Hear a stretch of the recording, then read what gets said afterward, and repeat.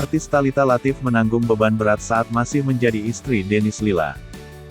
3 tahun sebelum pernikahannya berakhir dengan perceraian, Thalita Latief bahkan sudah ditinggal pergi Dennis Lila. Pernikahan itu kandas setelah Dennis Lila diduga sering melakukan KDRT terhadap Thalita Latief. Setelah bercerai, Thalita Latief merasa lega dan semakin bahagia. "Setelah cerai, aku malah bahagia," kata Thalita Latief di kantor Langit Entertainment, Jalan Ciledug, Pesanggerahan, Jakarta Selatan, Rabu, tanggal 11 Agustus tahun 2021. "Sekarang saatnya memperhatikan diriku sendiri," lanjut Thalita Latief yang janda di usia 34 tahun ini. Thalita Latief merasa tidak secantik dulu, hingga memikirkan berat badannya yang terus bertambah. "Aku single dan punya banyak waktu untuk merawat diri.